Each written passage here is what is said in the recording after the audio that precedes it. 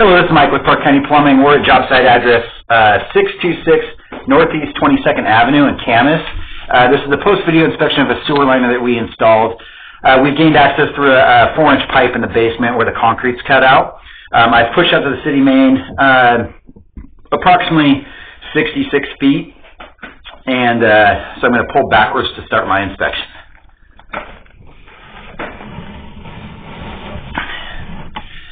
Here's the downstream section of our liner.